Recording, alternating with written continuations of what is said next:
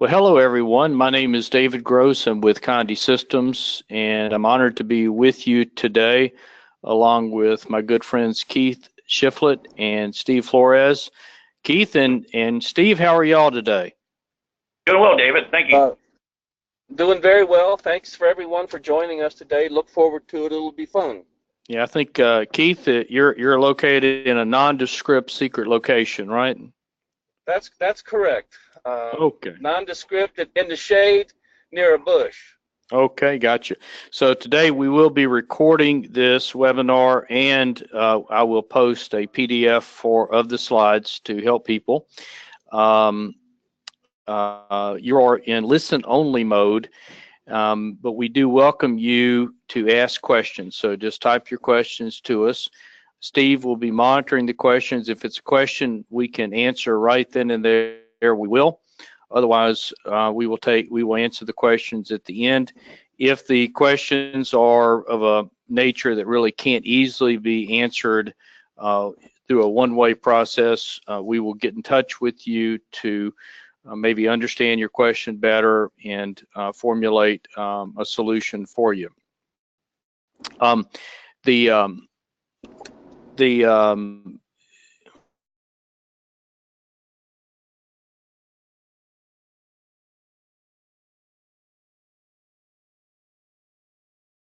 Sublimation process to work, as everybody probably on the call knows, we need to sublimate to something that is will accept the sublimation dyes. And in general, these are the characteristics. It needs to be white or light colored, needs to handle the heat of sublimation, which is generally about 400 degrees Fahrenheit, and it either needs to be made of or coated with polyester. And through all these years, I think I've been doing this for 26 years. Through all these years, we now have an array of sublimation substrates that is mind-boggling. It is so many. One of the pioneers and leaders in this field have been the folks at Universal Woods. Some people know them as Unisub. Others might know them as ChromaLuxe. And they are perhaps the largest manufacturer of sublimation products in the world. They have focused on many of the popular products that we all know and love, like ChromaLuxe. And so what we want to do today is focus on the substrates, of course, that Universal Woods coats. A couple of years ago, I wrote an article, and I've posted this article at this website, conde.com/NBM. And basically, I was trying to unravel a lot of the acronyms and the words we use for substrates for folks that were entering our world. And again, we use lots of acronyms like MDF or medium density fiberboard. And so this article can help you. At that same web location, there are also quite a few other resources that will help you. And one of the things that I recommend for everybody is check out the trade shows that we teach at, which most of the time it's either the NBM trade shows. So if you Google NBM shows, you'll see that. Also, we go to many of the impression shows and a few other shows like SGIA. These are great shows for education, great classes, plus you can sort of put your hands on all the products. So today what we want to talk about is fabricating products using substrates that are manufactured by Universal Woods. And so some of the first questions is, why would you want to do that? Well, the reason is quite simple, is by coming up with a custom substrate, custom shape, size of a substrate, often that leads to great profits, additional profits, certainly uniqueness.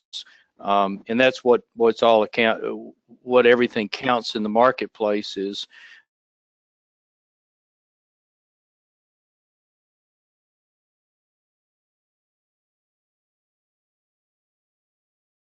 you know, what products you need, what's hot, what's selling well. You can just simply make more of those and make less, of course, products that are not selling as well. And then, of course, all this rolls up into a lower cost for you to be involved with buying essentially in bulk. That can save you money, but the flexibility and the uniqueness are really the keys to it. There are quite a few clients that have been doing this for years, and they certainly have benefited from this formula. So there are three options for getting involved in a program like this. First option is sort of just become aware of all the standard products that are already out there. Often a client will ask for a custom product, and we'll look it up only to find out that we already have that size product. Number two option, which is an option Keith will discuss a little bit more, and that is that through our partnership between Conde and Unisub, we can take care of your custom orders for you. And that's an easy option for you. And then, of course, the last option, which is the focus of this webinar, is to purchase sheet stock to fabricate your own products. Going back to option number two, Keith, tell us a little bit about how easy it is for our clients to get a custom product through our partnership. Essentially, you think of the specs. If you could create a drawing, a PDF to show, size, position of holes, things of that nature. But essentially, you pick up the phone or you email your Conde sales manager, and you say that I want to take a piece of hardboard. I want it to be 7 by 11. I want it routed, and could you develop a program for me? They send that to me. I work with engineers. We develop a program specifically tailor-made, personalized to your requirements. And if we say we can't do it, that's only after exhausting all options. And it's not that hard to do. We've created low minimums to keep the cost down. It's essentially the way we try to set it up. With if the MSRP of a similar product is $10, you can say that take the minimum order quantity will be 75 pieces, so it totals up to about $750. And it's going to be maybe over that depending on the case pack and the multiple. But essentially, you just contact your Conde sales manager and we take care of it. Allow us to up to 3 days to turn it, to get back to you. We don't want to go that long, but sometimes it does when you have to go through certain fabrication centers. So understood. So just to reiterate what Keith said, you're looking at probably a minimum purchase order of about $750, but often the exact number is according to a yield on the sheets. So they're going to, just like the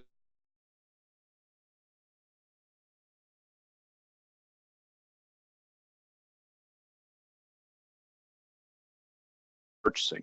So we have done hundreds, if not thousands, of these kinds of projects for our client, and I would say often they've been very successful. Sometimes it's a one-time purchase thing. I remember a client bought like 80,000 pieces of Unisub metal for a Super Bowl invitation. It was amazing, extremely large quantity. So, and I can't remember the exact quantity, but it was certainly very large.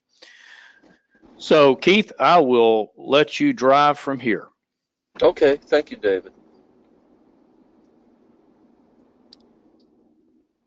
Okay, fabricate your own products.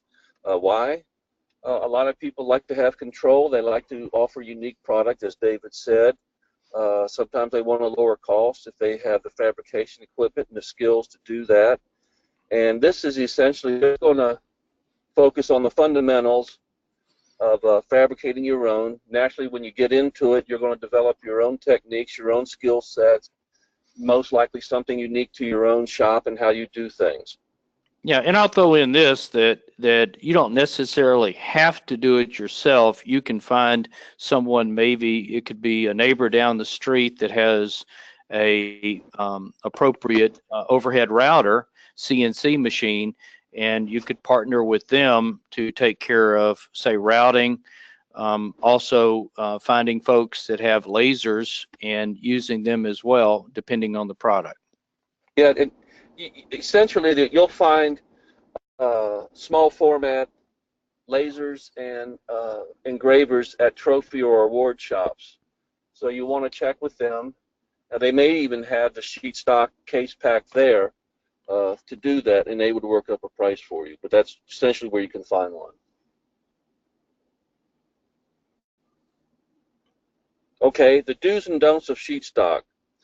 You can saw cut. You can chamfer sand. Now, what chamfer sand means is when you're saw cutting or shearing, that edge gets a microfracture. You can sometimes, some products you can see it, some products you can't see it that well. So you have to take a sanding block or a piece of sandpaper at a 45 and clean that off, because if you don't, under 400 degrees, the substrate expands, and then when it cools back down, it'll flake. So if you're going to saw cut something like FRP or hardboard, you want to chamfer sand it. You can frame it out to hide the edge. You can use a CNC router, or you can use a laser edge. You can laser it. The cool thing about lasering edges, it stains it, but it doesn't create a soot on your hand.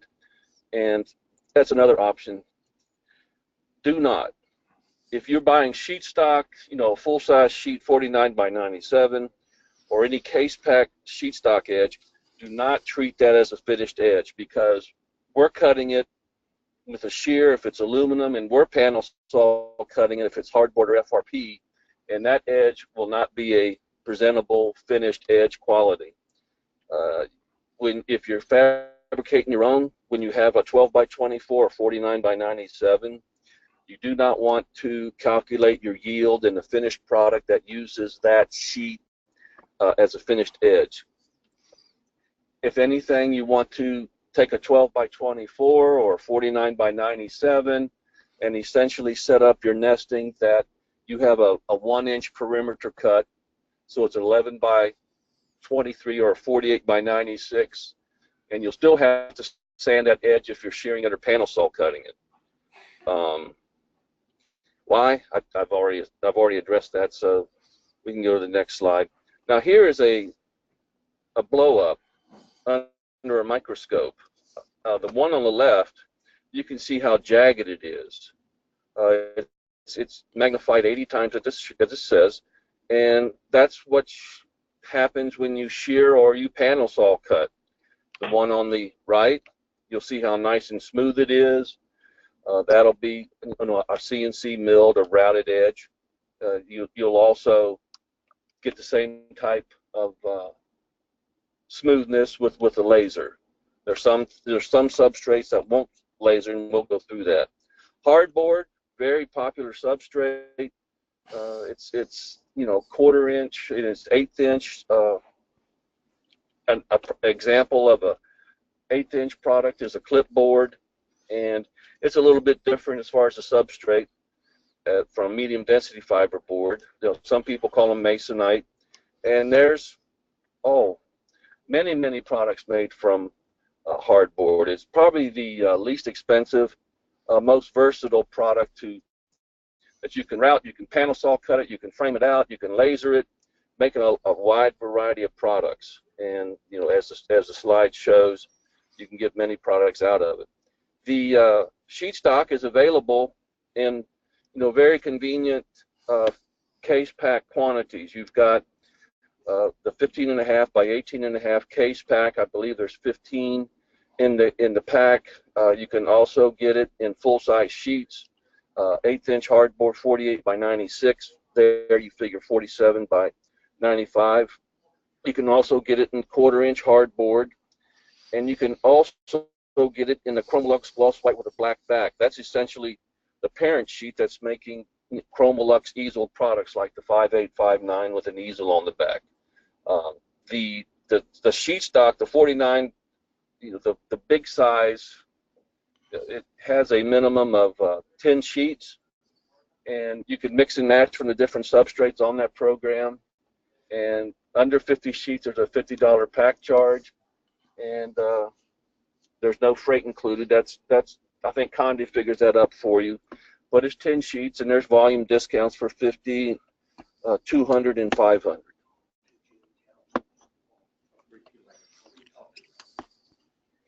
Fabricating hardboard saws. Essentially, it's a carbide tip woodworking saw.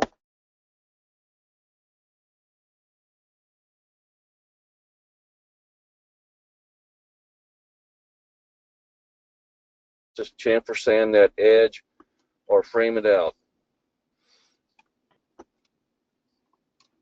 Laser engravers. The one on the left, the small one, is what you'll generally find in an awards or trophy shop. There'll be, smaller power, 25 watt. You can go faster lasering it out, and that affects the cost. 50 watt. We use 250 watt machines, like for our cork back coaster, the 5677, and we run it fairly fast. We have a lot of products essentially anything with a black edge, we've lasered. A flat edge, not a profiled edge, and you'll see some power variations over the cutting area depending, on the geometry of the part. One that's more intricate is going to be slower, and you'll have the peel coat on there, but you want to have a lot of air movement so it doesn't stain the gloss white face. Yeah, so laser is definitely very, very popular for hardboard. Right. Routing. You can route hardboard, 1/8-inch hardboard, like a clipboard. It'll have a bullnose edge. Bullnose edge is really for durability. You don't want to have a straight edge. You never really want to have a straight, flat edge if you can help it, because that lends itself to getting, mishandled, a chip happening, and they're just vulnerable to damage. That's not necessary, as it says here, for laser cut, because the heat seals the paper fibers, and you don't have to come back and stain it. It's stained for you. You can look at our lasered hardboard tiles. Those were cut on a 1,000-watt laser, a big puppy. So lends itself very well to lasering. Hardboard don'ts. When you go thicker, 1/4 inch, for example, can't be routed. It can only be saw lasered, and the reason for that is the tool bit, that's essentially, to me, it's a drill bit, just can't handle that thickness of material very well, and it's not going to shear whatsoever. It's just going to damage your shears. So you have to saw it, laser to route it. Medium density fiberboard. This is the base material for our Unisub plaques, ChromaLuxe wall plaques. It's very popular in construction and kitchen cabinets, furniture. It's essentially a bunch of sawdust they gather, and they throw in resins and other things, and put it in a defibrillator, which just refines it more, combining it with wax, a resin binder, and then they form it into a sheet under high pressure and temperature. And it's generally denser than plywood. It holds a screw better. It machines better. Plywood's kind of fairly. A big sheet is quite heavy, so right. It's definitely quite dense. Right, it's 5/8. I think 5/8 thick. It weighs about 2.7 pounds per square foot. MDF based products, coat hangers, plaques, Unisub plaques, plaques and coasters were our first release of products when we created our Unisub brand years ago. Still a popular A product. So these are examples of 5/8 thick materials. You can get it in sheet stock if you have the technology and the skill to finish the edge. You're going to have to finish that edge, because if you leave it raw, it'll suck up moisture like a dry sponge, and over time it'll orange peel the surface. It'll make the fibers pop on the surface. But you can get it in sheet stock.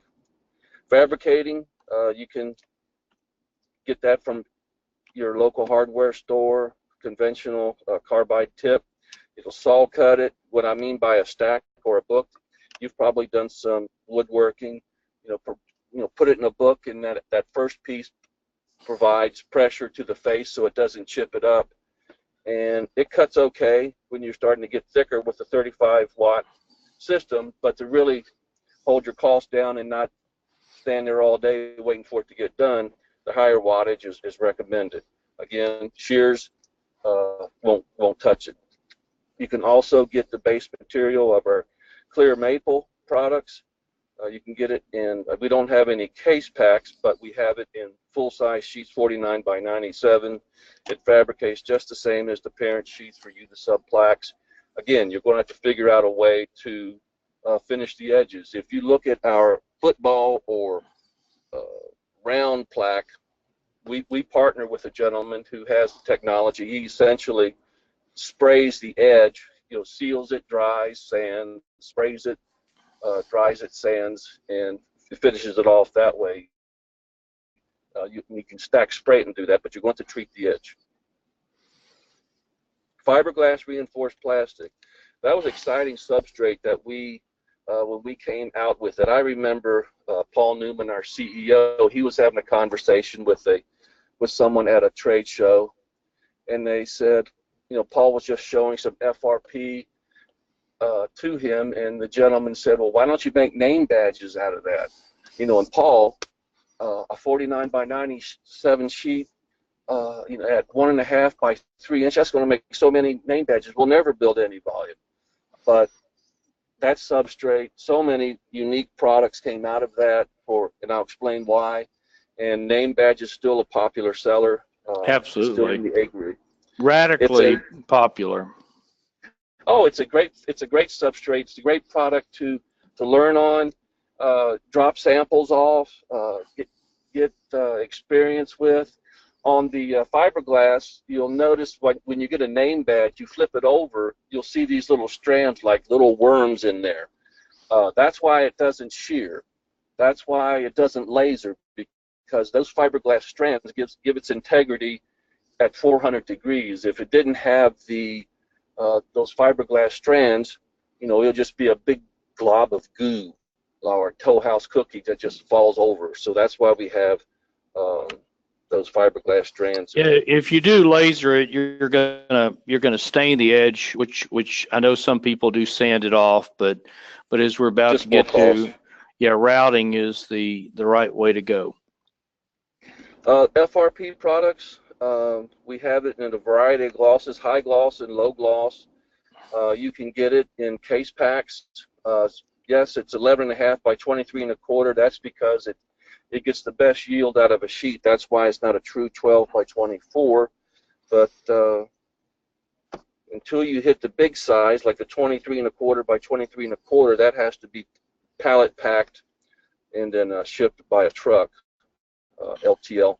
Or you can get it in a variety of glosses, just in a larger format, in the 49 by 97. People buy that to make coaches' clipboards, visual communication centers, which is a fancy word for personalized marker boards. Fabricating FRP, it's 0.09. There's plus or minus on the thickness tolerance. It's just the way they make it. They have a rather wide tolerance on the thickness, but you shouldn't notice it. You want to fabricate it if you're using saws, just like the hardboard. Routers, there's solid carbide, straight flute. Once you get into this, you'll know what all that means. You'll want to have a bull nose, slightly rounded for durability, and because if not, they're vulnerable to chipping. If you're going to be framing it out, you can saw cut it and be done with it. Again, laser engravers won't work because it stains the fiberglass strands and it just makes a mess. There's a company, a brand, Antares Tooling for sheet stock. If you call them, this is more tailor-made to smaller format routing machines, pantograph machines that you find in awards or trophy shops. It's a quarter-round tool, a drill bit, that puts a nice little bevel on it, and you can also do ADA cutout for a steeper bevel. They're very helpful. They're very knowledgeable. They were one of the first to create personalized tooling for Unisub FRP. They call it a brand. The brand they developed, they call it Clean Cut. It provides the best clearance. The tip of the tool, the drill bit, has about that size, and you don't want to go any smaller than that, and you don't want to go much bigger than 0.10 if you can help it. Again, it'll depend on the the metrics, the specs of the router that you're using. Industrial router specs, what this means is, big puppies, CNC machine. You use a little bit different fluted bit, carbide bit. You want to have a downward spiral. What that means is it's always putting pressure down on the face of the product and not pulling it up, which can promote board split and chipping. You don't want to go too fast, but there's a general range depending on your router, on the CNC. Smaller parts take a little bit longer, inches per minute, 30 inches per minute. You can go when they're bigger. You can go faster when they're larger than a square. The router, the tool, the drill bit, that's a good starting RPM, 18,000. But obviously it takes a good operator to sort of dial everything in and keep it consistent. Of course, you got to keep your bits sharp. Correct. Onsrud router bits. A lot of these start also with aluminum too. These are general guidelines for routing our products. Onsrud bits. Carbide bits are better than diamond bits. Some people think the other way. Some people think that a carbide bit provides a smoother edge. Sometimes we have bought longer carbide bits, and then for resharpening, and they can't be resharpened anymore. We just cut them off and start again. Okay, cool. Chewing it down. Aluminum, ChromaLuxe at 045 and Unisub. Probably the most popular topic here is fabricating aluminum. There you go. We'll go over the fundamentals of fabricating aluminum that you can get in case pack sheet stock and also 49 by 97. You can see that these are the 49 by 97. Again, it's the minimum is 10 sheet purchased. The nice thing about this program is that you can mix all these different finishes, just as long as it adds up to 10. And then if you want to add 3 more gloss white and have 13, you can do that. $50 pack charge. You have to pay the freight. It's shipped by a truck, and it's best if you have a forklift or a tow motor to be able to unload this from the truck. You can also get it in smaller case pack. This is really convenient. I see I have a typo on the fourth one, the U5623. It says 2 by 24. That's actually a 12 by 24. Very convenient size, and you have a variety of different products. It's in both 03 and 045. You get more gloss finishes in the 045 ChromaLuxe. Then you can get a bigger size, 23 and a quarter. Now, Keith, are these considered finished edges on these products? No, they are not. So they're also a rough edge. Correct. They would be sheared. They would all be sheared. And remember but the slide. If a client orders normal ChromaLuxe, say, like a 5x7, that is, all those edges are finished. So it's only Correct. when you move to the sheet stock do you encounter the unfinished edge. Right. Do not use that as a finished edge of your final product. Fabricating aluminum, you want to do it face up. You want to keep that shear blade. Some people have it like a scissor. You want to keep that gap under .003. The blades need to be sharp, essentially just like it came from the factory.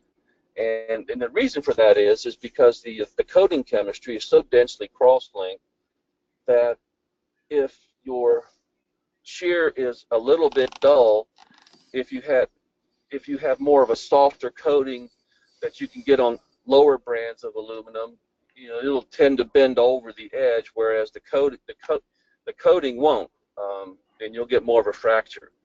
And you just have to have a very well-maintained shear. An Acu cutter, we'll go over that in a little bit, is a good brand for small format desktop.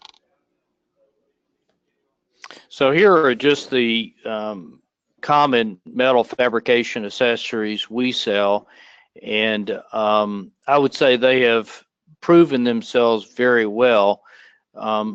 But it is super important to keep everything in good working order, like a sharp blade in calibration, because the ChromaLuxe aluminum 045 is pretty much that's the maximum thickness that these kinds of products can handle. So, but these are certainly good.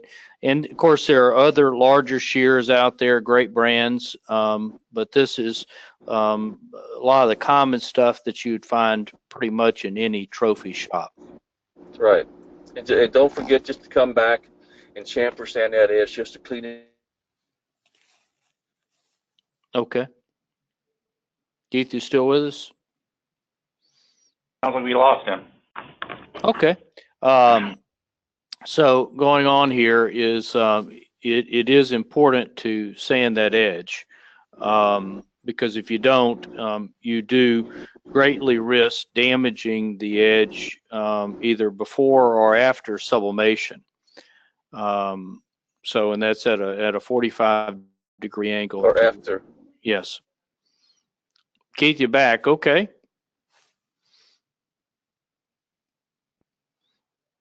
Keith? So routing is what most of the folks ultimately do, and of course, you know, all the products that you would buy that are finished products ready to go are routed there at Universal Woods, and so those folks have over these many years developed a great deal of experience on proper equipment, proper technique, bits, and you name it. And so that's why they can be a wealth of information to help you be successful. Keith, you back? So Can you hear me? Yeah. Hey, can you hear me? Hey, Keith, go ahead. Hey. Okay. You know, routing. You know, we use the Thermwood brand. There's other brands out there. There's Zund, Z-U-N-D. There's Mastercam. We started with Thermwood. You know, they're USA made. Climb cutting is the direction of the bit. You know, to me it's still kind of confusing, but essentially you want the router bit going in the direction that the panel is going. Essentially, imagine pushing it along instead of doing it the other way, which is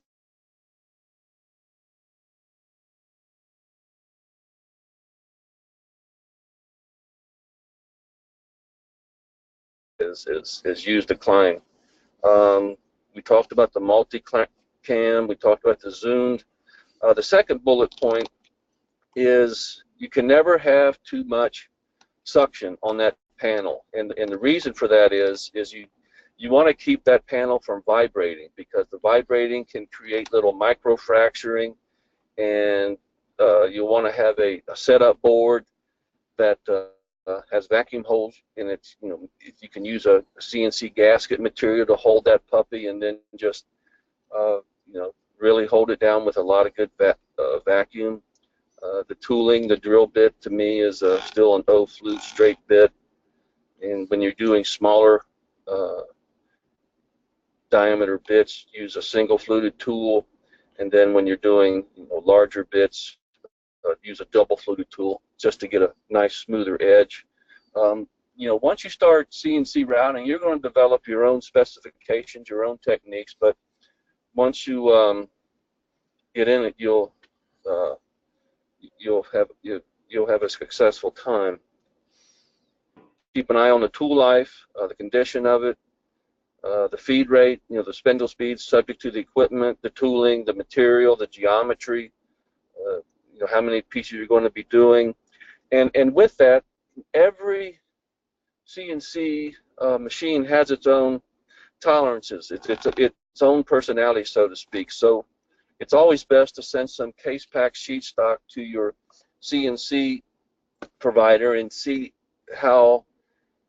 his specs on what he used as far as, you know, spindle speeds, how fast, to get a nice looking edge, because when you're dealing with A CNC machine, it has a tolerance. When you're dealing with a tool, you know, the drill bit, there's a tolerance there, and there's tolerance stacking, but always consult with your CNC vendor and what's the best practices. They probably already have developed you know, good fundamentals, specifications for routing. So yeah, you could, so whatever brand machine, you can get in touch with whoever is your support on that machine. Make sure that you get their feedback on what has been working for them. Saw cutting, the Stryberg compact saw, that's a little bit higher end vertical saw made overseas, but we know of labs that use vertical saws that cut acrylic. There's been high volume custom panel size manufacturers using a vertical saw, cutting it into you know, squares and rectangles, and they figured out a pretty unique way to how to sand that edge. It was essentially a belt sander in a portrait on the bed, and they got really good just chamfer sanding that edge and rounding that edge. You want to use a 100-tooth saw blade, you know, designed for cutting aluminum. Steel, steel's a different substrate. Naturally, it's a magnetic. That's the main purpose, to use it for dry erase boards, personalized.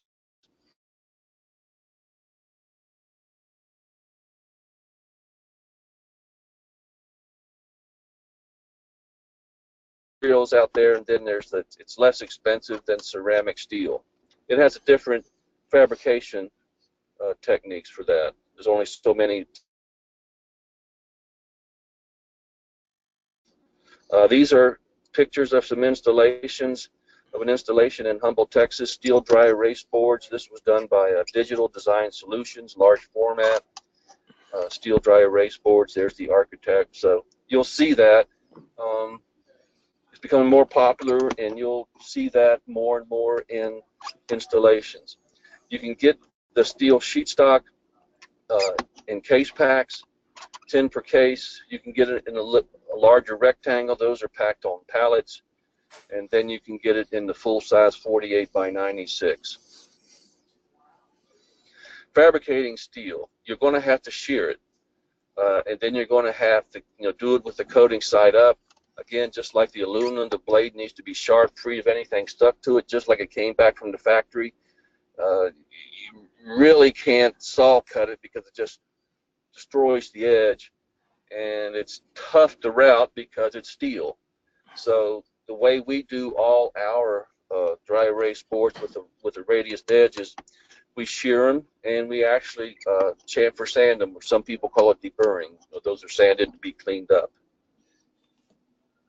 Again, and then how do you do the radius corners, Keith? It's just essentially going around by hand. Okay. I've done it. Okay, got you. Yes, you know, use a piece of sandpaper, 150, 220 grit, or you can always frame it out. Framing out is probably the most popular. If you ask us to fabricate a dry erase board out of steel, we're going to shear it and sand the edge. Gotcha. If you want a lower cost, you know, that's a little bit more expensive. If you just want us to shear it, the quote will say you have to frame it out or chamfer sand that edge. Hey Keith, we have a question on the chamfer sanding. At a 45-degree angle, do you angle it towards the coating or away? Towards the coating. Okay. Yeah. Right. You're Yes. you're actually removing some of the coating on the very edge so that it is less vulnerable to damage. Correct. Great. You can handle it better. Right. It's a broken edge. Okay. Well, I guess that's it. By the way, steel is super cool, and I think most people don't even know that's a product that's available. So, you know, people can make large dry erase boards, or I took one of yours and made my wife a place where she could put all her travel magnets that she collects over the years. And I framed it in a wood frame, and I mean, it looks really good. Well, Steve, what questions do we have? Yeah, we have a couple. One about steel that we're just talking about, and aluminum. What gauge are you talking about on the aluminum and steel? I'm assuming they're just talking about the thickness of the product. Well, gauge is, I don't have that memorized. I've been asked that several times. It's, it's 045 for the ChromaLuxe, and then for the Unisub brand, which is, a more general purpose, like for plaque plates and name badges, that's 0.03. And so it's 0.03 inches right. is the thickness, and I've forgotten how that translates to gauge. But the 045, that's a pretty thick piece of aluminum. What is the thickness of the steel? The steel, the thickness of the steel starts at about 0.023. By the time we put coating on it, it's probably about 0.024. So we just call it 0.023. Okay. It's a little less than 0.03. Okay. Another question. David, maybe you can answer this one. How about Verdi twin cutter for saw cutting? Familiar with that at all? I'm not. No, sir. The first one was Verdi cutting? Yeah, Verdi, V-E-R-D-I. Don't know it. Probably Verde, but I don't know. But anyway, if you could, whoever asked that question, email us, and I'm sure somebody just tell you, over the years, the Universal Woods team has just an incredible knowledge base of pretty much anything you'd ever want to know about using their substrates, fabrication. They have a great team that has just a depth of knowledge, and plus Paul Newman himself is like a walking hard drive. He can do math in his head like I've never seen anyone do that. Any other questions, Steve? Yeah, here's one for you, David. Do you offer a product to frame these products? Yes. Yes. So we have the aluminum framing, and we've got quite a few things that would help to finish the product, if that's what you're asking. Right, yeah, for aluminum. Yes. And the aluminum extrusions are available in silver and black. Now, we tend to prefer what we call classic framing, which is essentially putting it in the extrusion. There's a 0.045 channel that houses the panel. That gives it more protection, and there's a variety of different lengths that Conde stocks. And you can also face frame it, which means that if you have like a 24 by 36 panel, you can use this to 23 by 35 and make it look like it's going to float on the wall. There's different glues and adhesives to use. The most important thing is to develop what you want to do and actually put it on the wall. People generally use Tessa tape number 4970. That's widely available. They'll use, they'll put that on the face of the, on the flat part of the frame, and they'll put a strip down. Some people will stop and put, you can get it at Walmart. It's kind of blacksmithy, but it's professional crazy glue. It's in a little bottle. You'll put down a strip of Tessa tape, put a drop of glue, put another strip down, a little dot of glue, and understand that you'll probably want to use a template or a jig to hold this, because once you put it together, it's not going to come apart easily. And if you are able to get it apart, you've hurt the adhesive line, the glue line. It's most likely going to fall off the wall sometime in the future. So it's a one-shot deal. Yeah, there's a lot of framing options, and then there are we call them frameless options, where you're taking the metal, mounting it to the wall, and then you can stack metal, which we have lots of examples of that, putting one panel on top of another using your blocks. So I think there's a lot of options. Then using the framing pieces on the back of a big piece of metal to hold it, steady while you put it on the wall. So quite a bit of time has gone by with many options.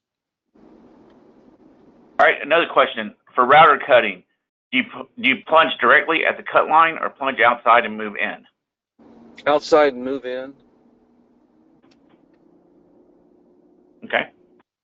That way you're eating off the aluminum a little bit at a time, instead of just going, in a straight line and chugging it out. Because if you do that, you'll see where your entry wound is, so to speak. You'll see it. Right. And some people, if they'll go through the extra expense and route it twice. They'll have an oversized rectangle or square, and they'll shear that, and then they'll put it on the router bed, and they'll have their first cut trim, and then they'll have a second cut trim. But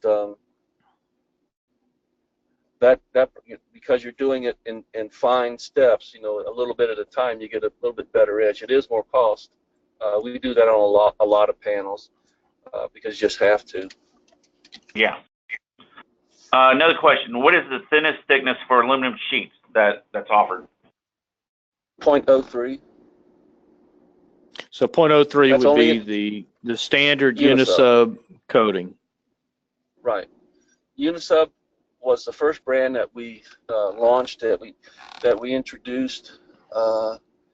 We would have a showstopper at a trade show. We would have a 16 by 20. We would be so proud of it.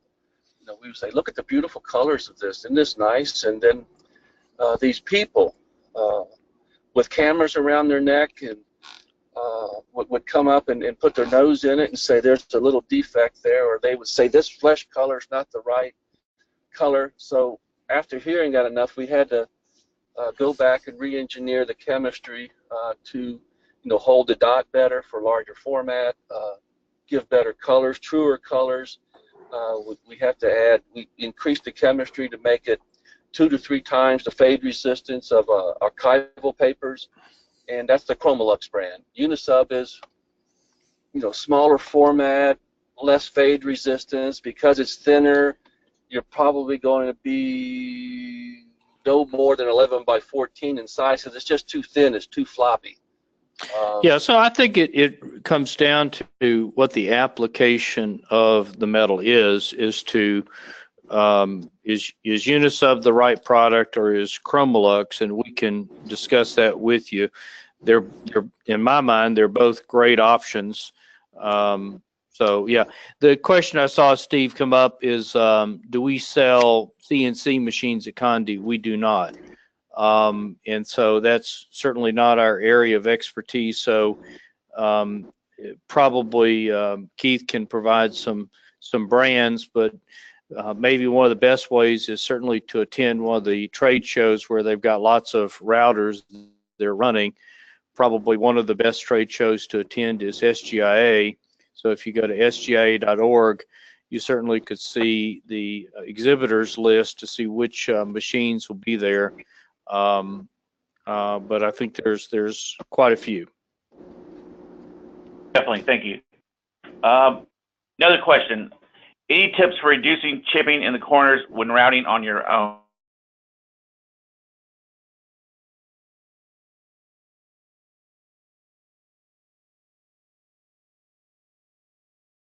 Then when you're, instead of driving down the long edge, you should slow it down. You have to ensure that there's no mini vibrations. That panel is good. Vacuum is essential.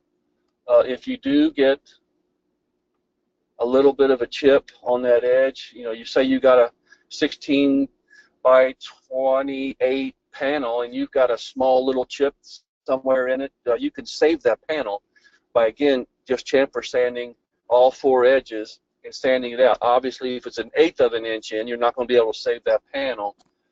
You know, generally speaking, these panels are one-offs. They're not going all together. You do get a little bit of a silver edge, but it's a nice aesthetic. I mean, some people like that silver perimeter around it, but you can save your panel just by sanding it out. You can test it. So a sharp bit, running it slower, and